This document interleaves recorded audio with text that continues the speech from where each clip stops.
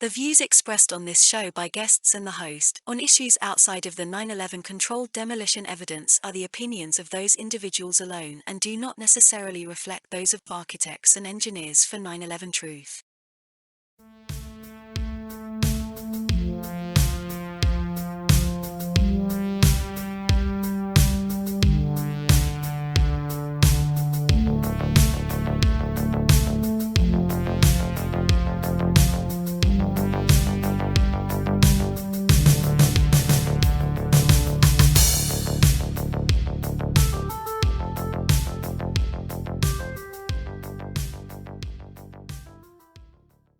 Good evening, ladies and gentlemen. Welcome to another episode of 9/11 Freefall. I am Andy Steele, and I am the host of this show. And we are starting a brand new year. As you can see over my shoulder there, 2024 rang it in a few weeks ago. This is the first Freefall of the new year. We got a lot of things going on in the 9/11 Truth movement. A great way to start it off, of course, is with my good friend, Craig McKee. Now, if you're not familiar with this person, you should be. He has been a journalist in Montreal for more than 30 years, and he's covered news and entertainment. He's won 8 provincial and national weekly newspaper awards. Of course, he is the writer at Truth and Shadows, as well as another blog called Thought Crimes and Misdemeanors. He's also written for AE 9/11 Truth and continues to. So let me go ahead and bring him on into the stream here. Craig, welcome back to 9/11 Freefall. Thank you very much for having me back, Andy. I'm glad to be here. As we begin a brand new year. Brand new year. That is right. And we keep plugging away at this. We're having an effect on the world. I know this because all of the questioning of authority and people waking up to the true nature of their government and the world they live in, I think it all began with September 11th. Yes, I know there were guys out on shortwave radio in the 90s and 80s and people writing books and stuff like that, but the kind of mass awakening that we're having, and no, we don't have people out in the streets congregating around the White House demanding 9/11 truth or anything like that, but overall, more people are distrustful of their government, as they should be. And we're going to start off tonight, as we go into this new year, talking about the state of the world. And we're going to relate it to 9/11 Truth and how 9/11 Truth can help save it. But we just had the holiday season, and nothing says Christmas like genocide, which is taking place in Palestine right now. And this is a provocative statement, but am I way off in using the big G word when I talk about what's happening right now in the Middle East? Well, I guess you could look at the legal definition and see whether, they're arguing about that right now in the International Court of Justice. South Africa has brought a case making that assertion. And I'm by no means an expert on this, on that particular part of the story, but it was interesting. I did watch a little bit today of the lawyer for Israel, making the argument that the legal argument, saying, well, there needs to be intent to actually commit genocide. It's not just enough that you kill everybody. It's you have to want to kill everybody, or something to that effect. So I imagine that on the legal side of things that there are complicated arguments that they're going to be making, but when you come right down to it, how many, I've seen different estimates of the number of civilians that have been killed, and I think we're 25,000 or something like that, and close to half are children, and that pretty much speaks for itself. I think this is not gonna be good for Israel's long-term reputation. Not that it was good before, but this is just I can't see anybody coming away from this whole period with anything other than complete condemnation for what they're doing. So I'm going to be watching that court case, I guess, with interest. But I don't need a court judgment to make my judgment about whether what's being done is genocide or not. I think it's always been my impression that the long-term goal is to is to completely erase the Palestinian population and to erase the territory so that it just becomes part of Israel. I think that's always been the goal. And, when you look at what happened on October 7th, I mean, you can argue about how the whole thing started and how that event began, but and I have some thoughts on that, but I definitely think that the idea that this was a surprise to Israel is it doesn't pass the smell test. It's so obvious that this event, or these people that got over the wall and broke through the wall in numerous places were allowed to do so. I mean, there's just it's crazy to think otherwise, in my opinion. Well, yeah, and that's kind of interesting, the legal definition being whether or not you meant to commit genocide. It's just like, hey, let's just fire indiscriminately bombs into the civilian population, kill a bunch of people, but, we don't know, we're not trying to wipe everybody out, and I said this on a previous show. What is the goal of this whole offensive here? I mean, at least in Iraq, and we all know the truth about, no weapons of mass destruction there, but at least they had to give lip service to the idea of, okay, we're going to oppose this horrible dictator and we're going to put in a democracy and leave. Or in the aftermath of September 11th, we're going to get bin Laden and then scale down our operations. Every operation should have some kind of goal in mind, even if it's not the true one. And in this particular case, it's just like, hey, we're just going to keep on killing people until there's no more of them. So, yes, I'm going to be watching that UN court case myself later when work is done. I'll watch a tape of it. But to me, this is just an obvious example of where we have gone in the 21st century in the post 9/11 world. Because we haven't transitioned into the post 9/11 truth world, the world where this truth is acknowledged, and to the point where you can have open mass killings of people, where, I mean, a large part of the general public doesn't seem to care. This is part of my issue with what I saw with people years ago, back in 2010 to 2015 era, where you could talk about, hey, the United States is, killing innocent Pakistani kids, killing innocent people. They might fire a missile into a wedding to get one guy and you kill 30 other people. And people would think it was funny that you were just talking about this. They'd look at you like you're a funny picture on the wall. And then suddenly when the news tells them to be all politically concerned, they're suddenly, involved and they're concerned about whatever wedge issue the media inserted into their brain that week. It's phony. It's hypocritical. And this is a clear-cut case of us not succeeding at what we're trying to do. Now, what we do at 9/11 Truth is focus on the scientific evidence to show what really happened at the World Trade Center on that day. But ultimately, it should have some kind of impact on the populace, and then trickle up to the government, or you could say trickle down, because that's where they're supposed to be, is under our feet as citizens. But injustices still continue. And of course, the biggest injustice is what happened on September 11th, and the fact that we have this clear evidence of controlled demolition, and they haven't acknowledged it. So this is just a continuation of the injustice. This is going on an even bigger scale, because they're just wiping out an entire race of people. And I'm speaking for myself here, not 9/11 Truth, but I'm going to tell you what, Craig, there are people who say, I shouldn't be talking about this. I should shut my mouth. I should not mention anything. Just go over the same factoids of September 11th, week after week, not talk about the consequences of not addressing this. We had Palestine Charity Team on my show to talk about the work they're doing, try to get some help to them. We featured it on Rumble. You're not going to see it on our YouTube channel, mainly because we're worried about, because we had actual Palestinians on there, of YouTube taking it down. I don't know if the concerns are valid or not, but we decided to be safe about it. We don't want to give them an excuse to take down the whole channel.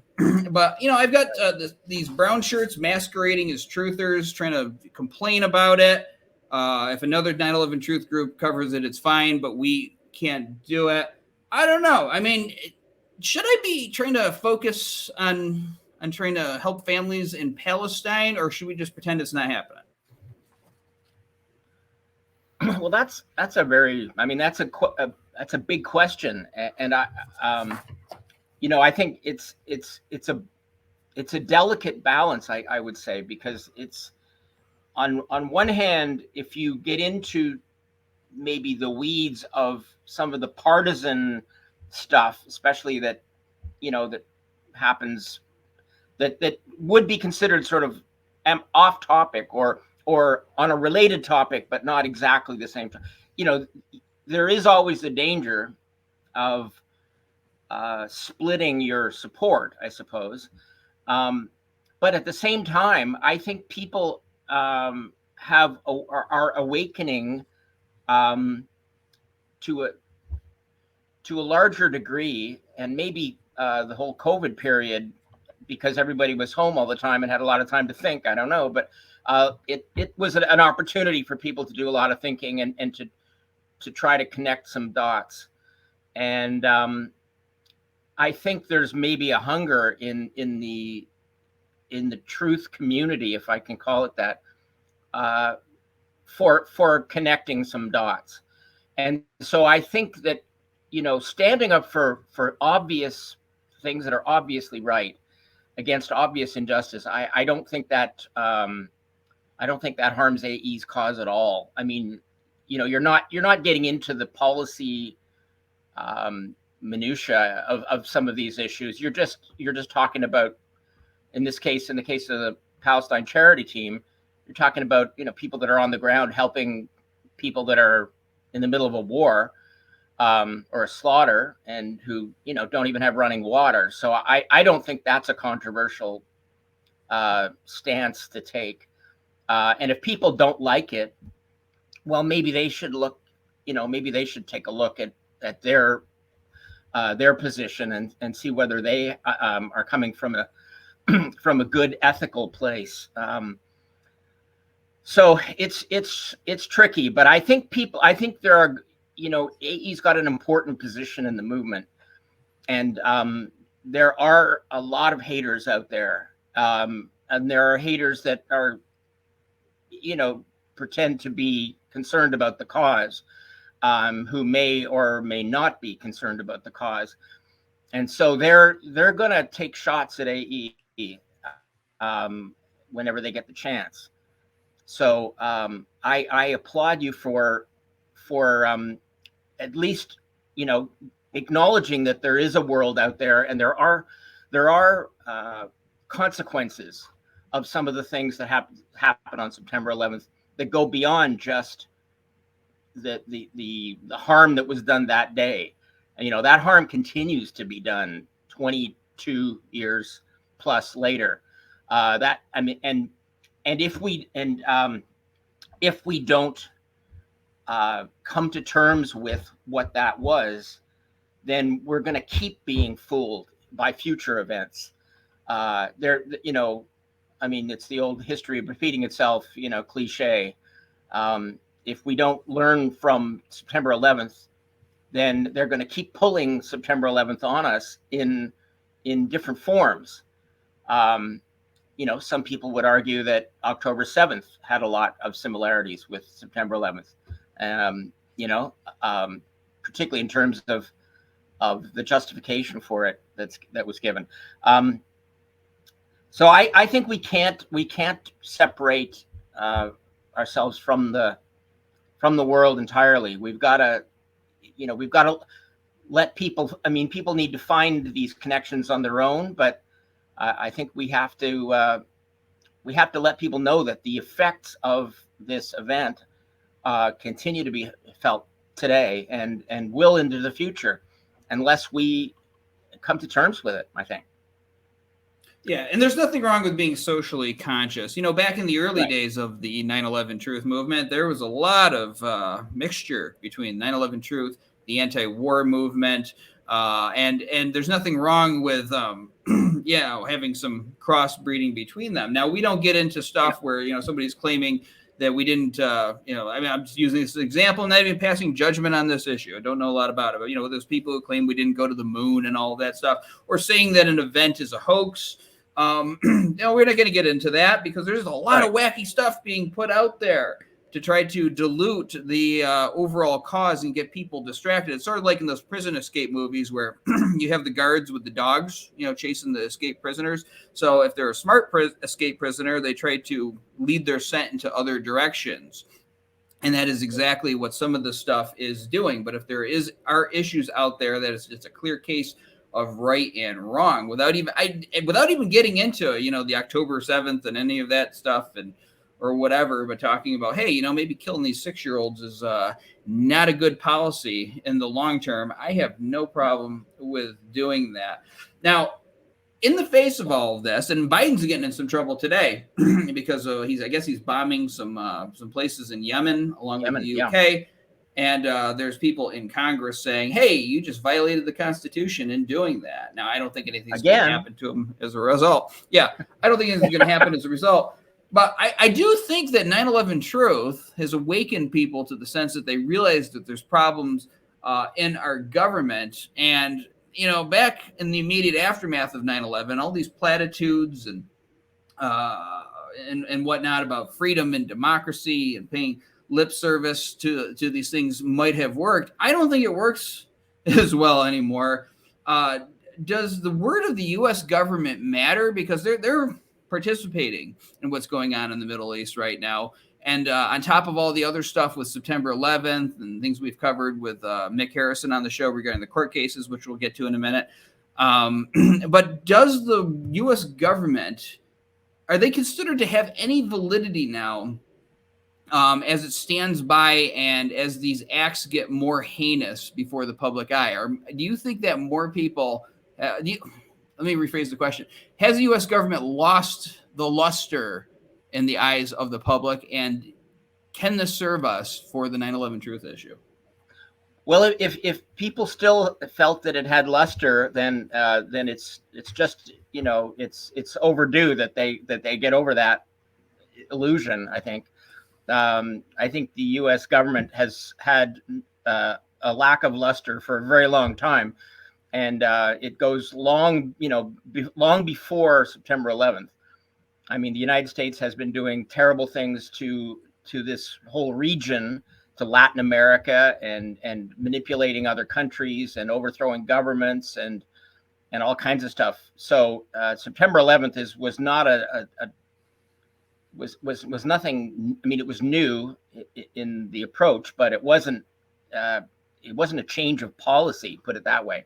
I mean, all you have to do is look at Operation Northwoods and look at all the details of that to see that this idea was not a new one at all. I think it comes down to I would never trust. I wouldn't. I don't think there's a government in the world that I would trust. I would, I mean, trust would be the wrong word to use for a government or for a media outlet as also. I think what it comes down to is the ability of the public to see through deception. And I think our world is just filled with deception. I mean, we are, the way the phrase that keeps coming into my mind is that it's like we're swimming in propaganda. I mean, at one time, when I was younger, there was a lot of propaganda. There was a lot of lying that you'd see on television coming from government people. But it seemed like there was some sort of truth. You could find truth also if you looked for it. And now it just seems like it's completely submerged. It's that much more imperative for people to start looking kind of below the surface level of things, because if you look at the surface level, if you just accept what you see on TV or what you pick up on the internet without questioning it, like from mainstream sources, I'm thinking, you are definitely going to be misled. You are going to believe things that are false if you don't use your own brain and try to look beyond these official sources. So I just think it's, you know, it's, I don't want people to be so cynical that they just say, well, I don't believe anything, because then you're not really any further ahead if you do that. But I think we have to learn from these deceptions so that we start to develop the ability to see through them. And September 11th is it's like a great, you know, terrible but great opportunity for us to learn how the deep state really works. And if, you know, people have got to start looking for sources of information that go beyond, you know, mainstream sources. They just have to. And so we have, you know, whatever we can do to encourage them to do that, or to provide them with other information. And I'm just not just thinking about AE, but I'm thinking about alternative sources. I mean, I was really delighted to see that Leroy Halsey was interviewed by Jimmy Dore recently, and I'm a big Jimmy Dore fan. I think he's terrific. And you know, it's funny, one of the things that I sort of, the areas I would have faulted him before was, but I sort of understood it, was he didn't want to get into 9/11. And I thought to myself, well, you know, he's building up his audience, he's popular, he's saying a lot of very good stuff. I can sort of understand, like I cut him that slack, like, you know, he doesn't want to kind of lose the support of his audience, but now he's actually opening up to it, and I think that's great. So we need to help people to find sources like that. I think that are outside the mainstream. Exactly. Now, the only thing is, I've noticed this over the years, or maybe I don't know if it developed over the years, or I just became more, I don't know, enlightened or something. But you can't always trust every alternative media source either. No. I've noticed that in the beginning of this movement, what I started to notice is that people were hanging a shingle on the internet, talking about information, and if they were doing that because it wasn't a popular thing to do, there was not any kind of personal benefit to it, you could trust the information more because what is this person gaining? It would typically be an amateurish person, but they would put out the content. A lot of the focus was on making little documentaries. The people kept themselves out of it more. But then as the online video industry became monetized, it started becoming a stepping stone for people who may not have gotten involved in this to begin with to go into an acting career or become a TV host or whatnot. And now it's just hasn't been this proliferation of fluff content, where somebody, this is when somebody with a gun showed up at the RFK Jr. presidential rally. I wanted to get some information on that. So I look up a guy. He had a very professional looking setup. He had a polo shirt with his show's name on it. I'm like, oh, this must be a really good show to watch. And it was just terrible. The guy just sat there just saying, I don't know what to say. I don't know what to say. Well, if you don't know what to say, what are you doing? Then why are you wasting my time here? Mm-hmm. And I'm not trying to pick on other people. I'm not going to say any names or anything, but it just seems like it's been so diluted with so many things, these top 10 videos, the top 10 conspiracies that people believe, that you'd have to wade through it to try to get, and it's like, you don't even bother anymore. On top of that, and this is a good source of information, Truth Stream Media. I love that YouTube channel. They talk about so many things. I'm going to borrow from them. It's the digital cement floor. They talk about you tried to dig on the internet, you get a few inches under, and then there's like a cement floor that you run into because of all of the censorship. And so, can we continue any kind of momentum in influencing public consciousness with these conditions? Well, it's very hard. I mean, when I think about what the internet was like, even when I started my blog in 2010, and I can remember Googling, 9/11,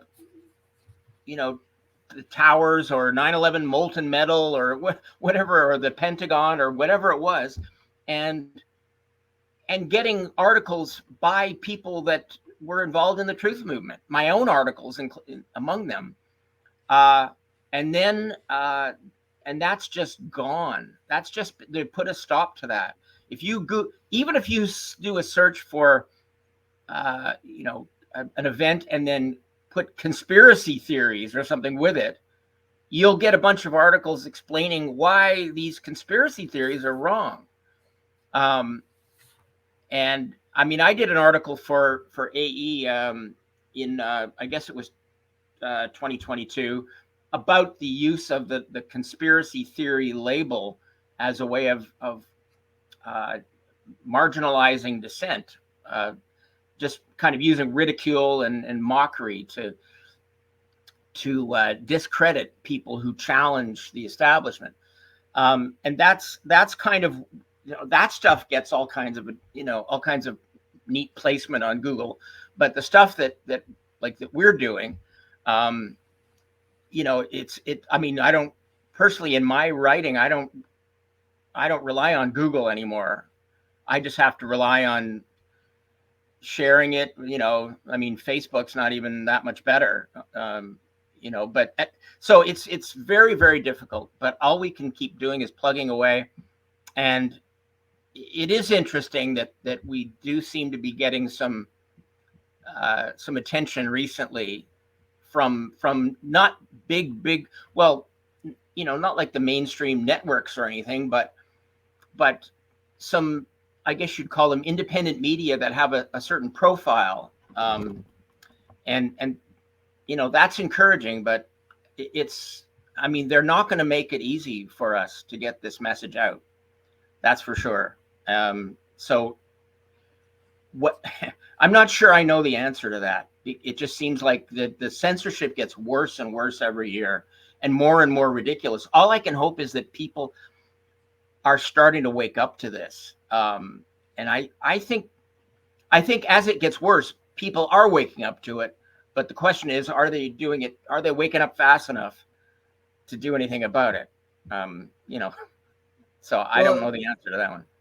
We got to influence that young person that's going to become a congressman later, so that when things kind of degenerate and they're talking about how to move forward, one of the things that they talk about is a new investigation into September 11th to acknowledge what really happened that day. And I don't care that it was over 20 years ago, that would still have a huge impact on this country and on this entire world. Now, one of the challenges that I see, and this is just a critique of overall civilization, is the shortening attention span of people. You go on sites like TikTok. I don't even know really how to search on there. I tried to go on there once because you know, we were talking about doing some outreach on there. Most of it is teenagers lip syncing songs for 10 seconds.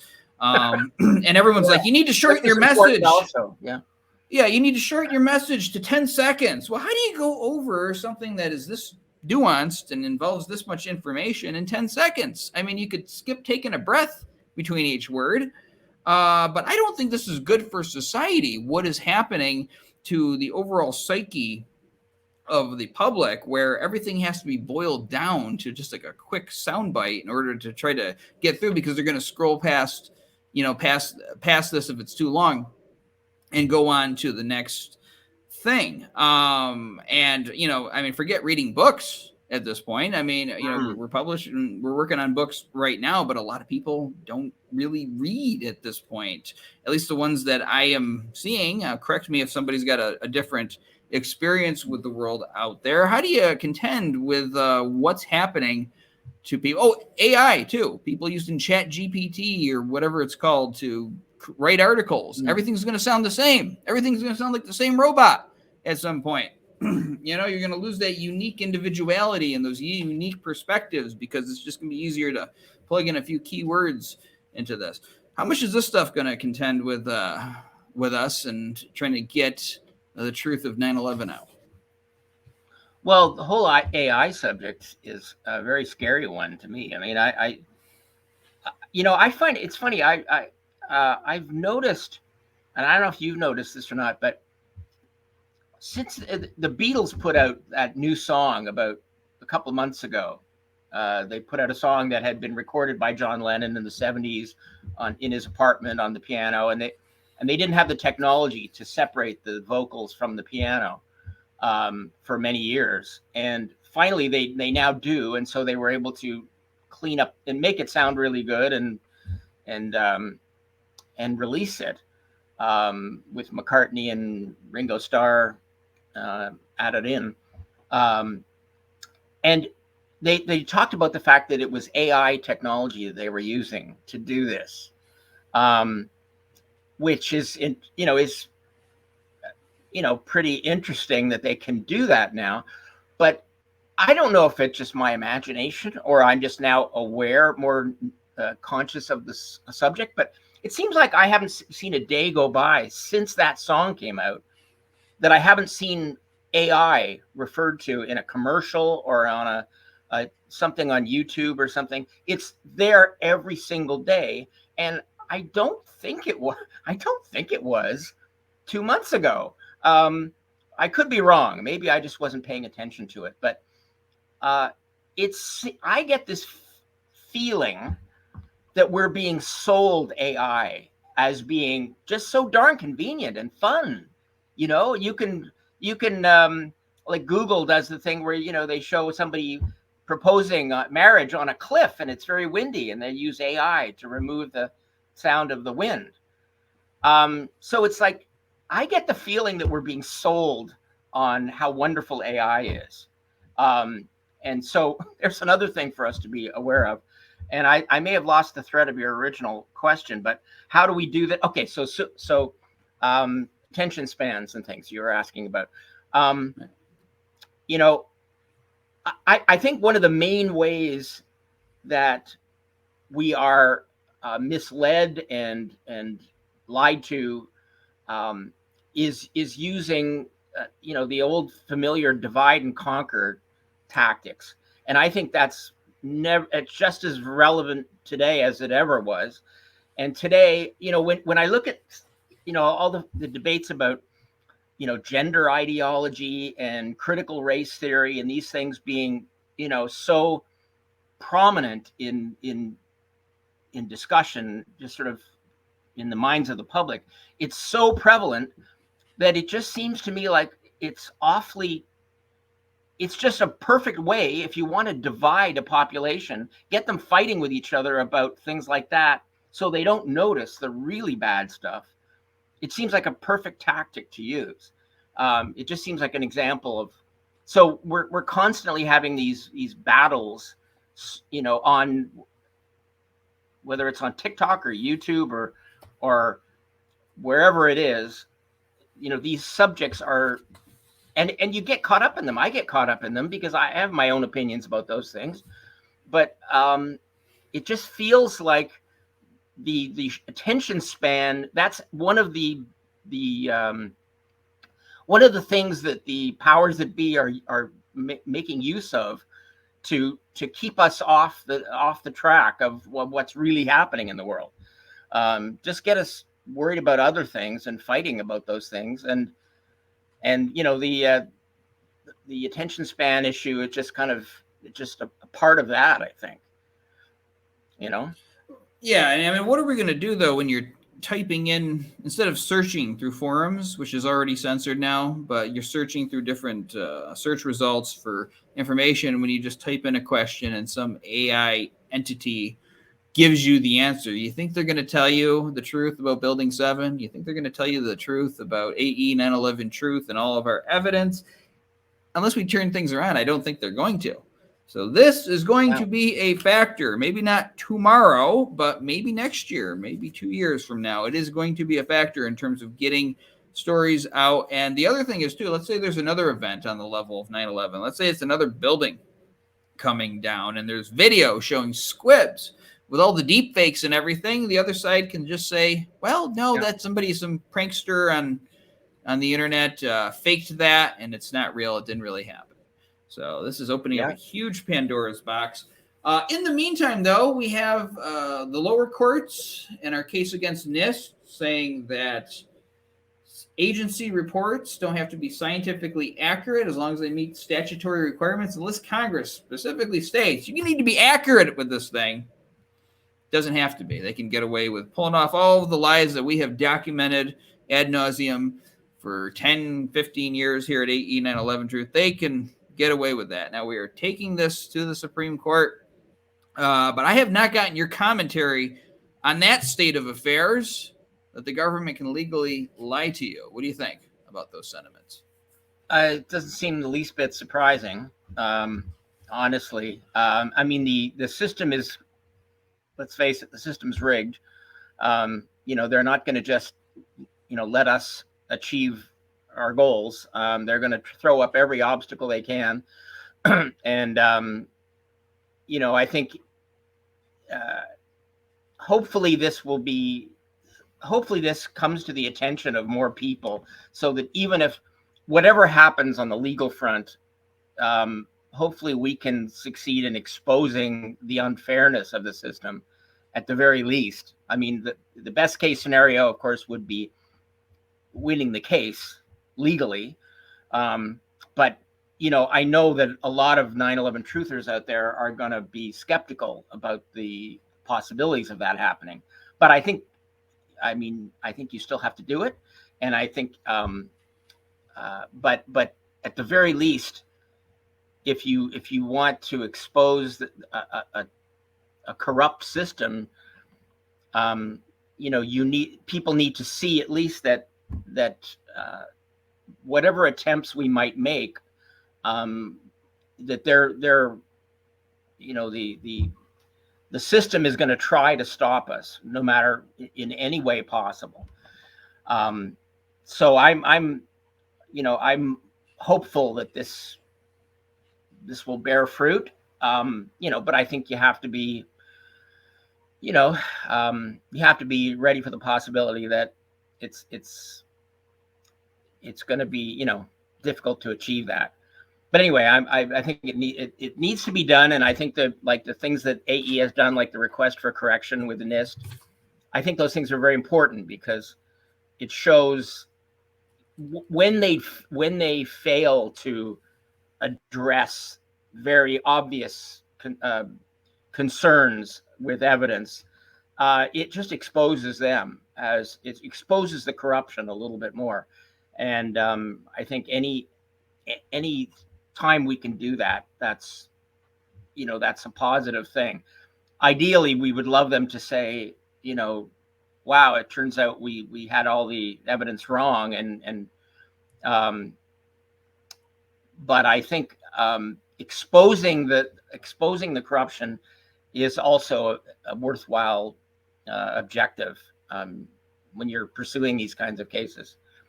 So, I mean, they're definitely not going to make it easy. I mean, as time goes on, too, the thing that concerns me is that as time goes on, they may consider it to be less of a worry to keep these secrets, because they've got a whole bunch of new events, that they're rolling out. And so they, eventually people, unfortunately, they adopt this idea that, like, oh, that was so long ago, like, that they don't realize that it's still happening today. And this is our challenge, I think, is making people aware that just because something happened 20 years, 30 or 40 years ago doesn't mean that it isn't absolutely crucial today to get to the truth of it.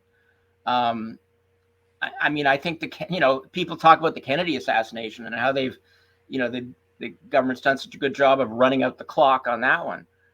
But a lot of people probably woke up to not believing their government, because of that. And no, we haven't completely exposed that in the minds of every American, as we would like to do. But I think a lot of people know that story was bogus from the start. And so with that, and with 9/11, these offer people all the evidence that they should need to know that they should be looking deeper, beyond the obvious, beyond the superficial level of things. And they should be doing that every time something happens in the world today. They should be taking that lesson and going from there. Like, when they're told by the media that the Syrian government attacked its own citizens with chemical weapons, the people should be skeptical of that. And I think that one, in particular, with good reason. But anything like that, even if it ends up being true, we have to get people thinking critically and not just accepting whatever's thrown at them. And that's a challenge, because I know many people who are, well-meaning people who I get into debates with about, Russia and the United States, and who's right and who's wrong and who's better and who's worse. And they're just seeing it from one side, because they've absorbed that from the mainstream, and they don't even realize that they're kind of regurgitating propaganda that's been fed to them. They don't even realize that. So that's our challenge, is I guess making them realize.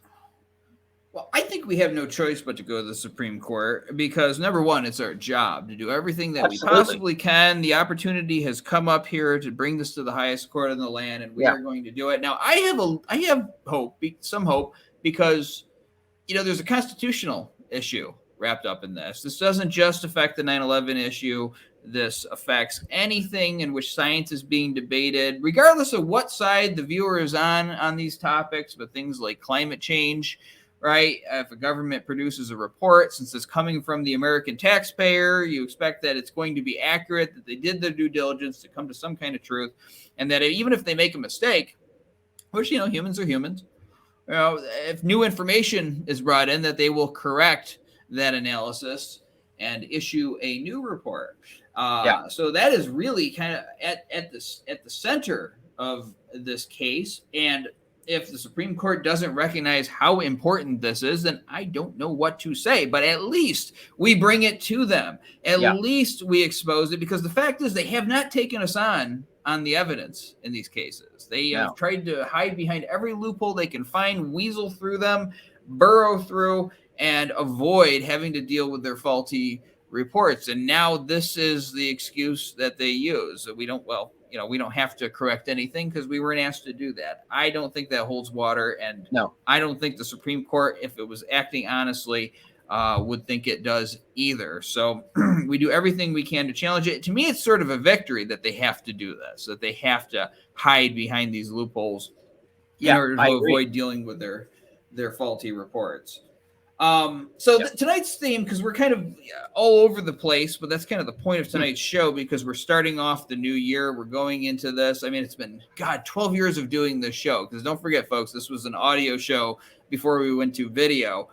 And each new year brings new opportunities, but we have to see the kind of world that we are bringing this information into.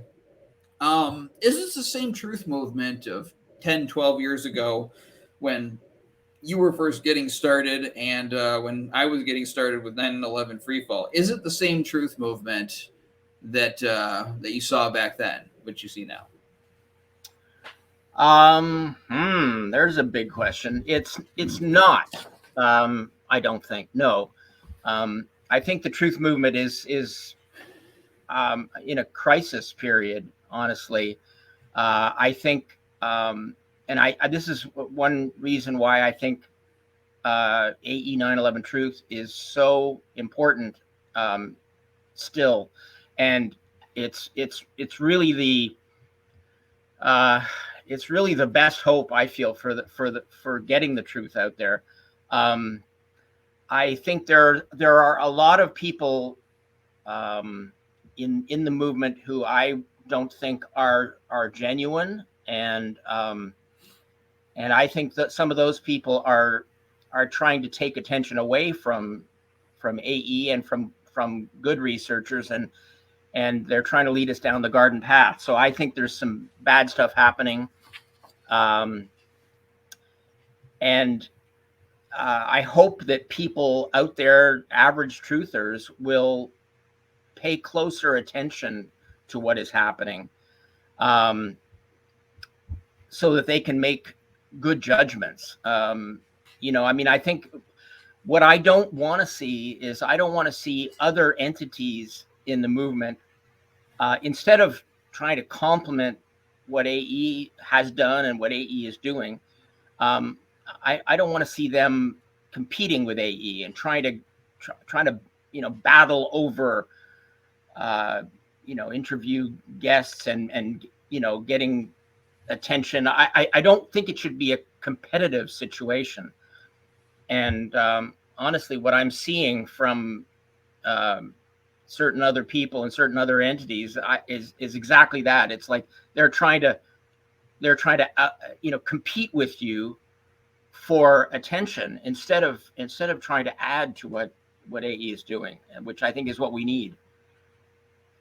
Well, maybe you can help me with some ethical issues here. Working at AE 9/11 Truth. One of the things about 9/11 Truth that I think has an impact on people is that you can't unsee things that you have seen. Once you see Building 7 coming down, it's like, damn, I can't look at 9/11 the same way again, right? And so that carries forward and influences future actions. Now, there may be certain people in government who wrestle with the idea of, 9/11, is it worth basically bringing down the U.S. government and causing this big stir by focusing on this issue that happened 20 years ago? But darn, the implications of this are huge. Now, boiling this down to a smaller theater, let's just say hypothetically that you have an activist group and you see somebody do some really messed up stuff. Horrible defamation, trying to aggrandize themselves, attacking another individual who didn't do anything wrong, making up things about them just so they can get a job title, for instance. And then they're no longer in that group and they go form another one and people don't know about these horrible things they did. So now you're still in the original group and you are in this weird position of you could create a big distraction by focusing on this or by alerting people of this. But, then you get accused of dividing the movement and all of this stuff. What is the ethical thing to do in that kind of scenario, that hypothetical scenario that I just laid out? Well, I think you have to, first of all, look at whether in this hypothetical scenario, you have to look at whether the other the person who has left the first group and created their own group, whether they're speaking truth at least, or whether they're associating themselves with others who are at least defending the same truth.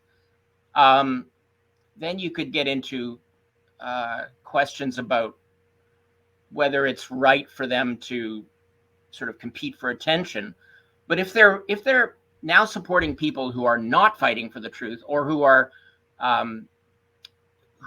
attempting to deceive, then you've got a real problem. And to me, nothing should be more important than saying the truth. Nothing should be more important than that. Not having a nice fancy title or having a comfortable salary that keeps you, employed. None of these things are as important as speaking the truth. And I'm actually working on an article right now that is relevant to this. I won't get into the details of it, but I would hope people would take a look at that because it addresses a situation that's kind of relevant to what you're asking. I think what I see now is I see the movement. People are being asked to support so-called leaders in the movement, personalities who are who have gained a certain amount of credibility and gained a certain amount of goodwill from truthers because of things that they've done for the cause. But I have very little patience for people, even when they have done great things in the past, when they start getting behind people who are engaging in deception, and they do it for personal gain, then I think that's when we're really into some very dicey area. And I see a lot of ego happening in the movement right now from people, who have high profiles, and I see them trying to grab AE's, accomplishments and take credit for them, or to at least advance them so that they get credit for what happens in the future. And I think that's extremely problematic. And the idea that somebody would separate themselves, and then try to do damage to the organization, as my article will show, I think that's really bad news. I think we have to be all, working on the same cause and not working against each other. And there's much too much of that going on in the movement right now, in my opinion. But to add one thing to that, Andy, that just, is you're asking whether it's right or ethical, or whether, to bring this to people's attention. And I've wrestled with this over the years. I've wrestled with whether I should raise the profile of certain people who I think are up to no good, by calling them out on it.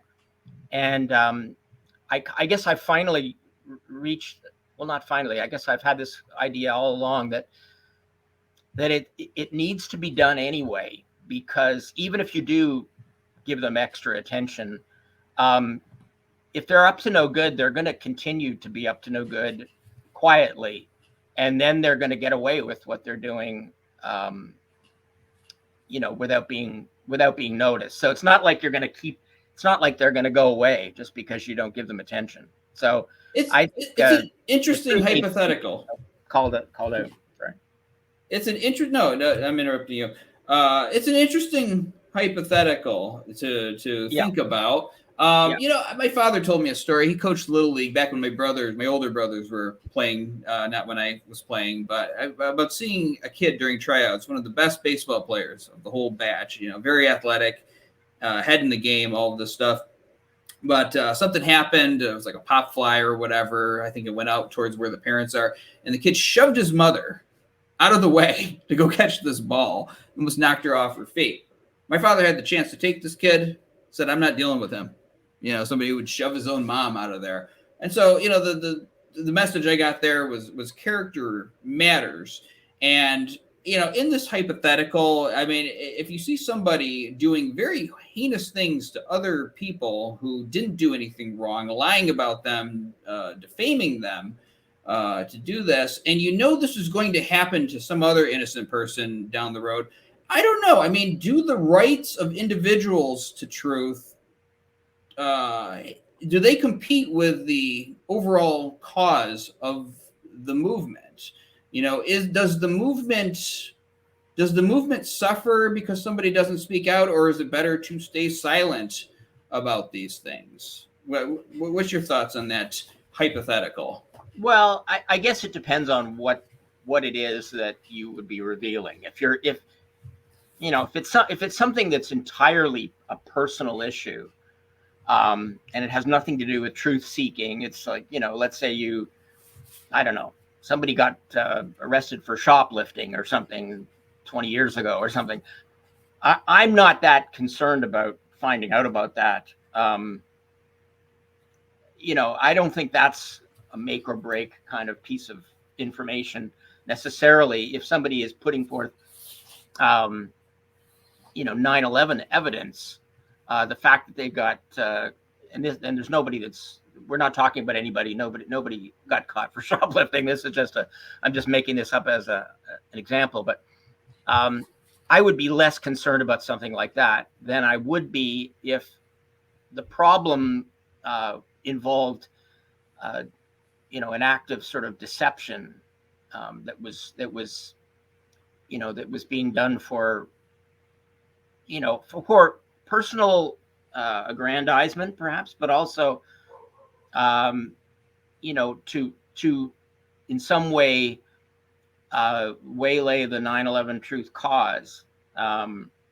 That's what I care about. I care about when I think people are, and I think there are those, and they're prominent people in the movement. There are people whose names are well known, who I know this is not a show that, you don't deal with the Pentagon on this show, but that's where a lot of the disinformation has been coming from that issue over the years. And now, and I've called it out for many years, but now I think it's gotten into more areas of 9/11 truth, and that's a whole other subject. But I think you have to call these things out when they have an impact on the movement, when it in some way is going to hurt our truth, awareness raising efforts. I think that's when it has to be called out. If it's just somebody's personal indiscretion from their past, I don't really care about that so much. Right, and especially if it keeps on perpetuating. I mean, everybody's done stupid things when they were kids, but if it's something that directly affects the cause, well, that is an interesting hypothetical, philosophical exercise that we just did there. But some of these things may be issues that carry us into 2024. It's very difficult sometimes to balance the needs of the movement and to defend yourself, for instance, in a hypothetical, if you're being defamed and lied about, and if it has an effect on your ability to be able to do your job for the cause. These are things that you have to weigh, and I imagine presidents and emperors and such have had to weigh this. Obviously, what we're doing isn't on the same scale, but still, it's still important to think about. Well, we are getting to the end of the hour. Craig, any final thoughts? And also tell everybody where they can go to read your articles, including the new one that you're working on once it's up. Sure. Well, I'll get that out of the way first, I guess. So my blog that I've had since 2010 is Truth and Shadows, and you can find that at truthandshadows.com. I created a new one partly because, it offered another opportunity, to reach subscribers, people who wanted to sign up more easily than since Google has, with their algorithms, has made it almost impossible to find my original blog. So, but they're both operative, and they're both, I'm working on stuff for both. So just truthandshadows.com, and the other one is called Thought Crimes and Misdemeanors, and it's thoughtcrimesandmisdemeanors.substack.com. So that's kind of a mouthful, which is, I guess, the disadvantage of picking a name that's that long. I wanted to call it Thought Crimes, but apparently I'm not the first person to have that brilliant idea. So I had to do a variation on it. Final thoughts are just, I hope people in the truth movement will just keep seeking the truth, and not just focusing on personalities, because that's going to take us down the wrong road. Evidence. That's right. Yeah. And it just occurred to me, Craig, I own my website. I think we're going to be linking to Truth and Shadows at some point this week, in a special section, and Thought Crimes and Misdemeanors as a special portal to be able to get to those sites. So you can also go to 911freefall.com as sort of a toll bridge, but you don't have to actually pay a toll if you have trouble finding those sites. But thank you so much for all the hard work you do, not just for AE 9/11 Truth, but out there in the cause, for being a voice of truth in an untruthful world. And we will definitely have you back on 9/11 Freefall in the future. Thanks, Andy. Very glad to be here.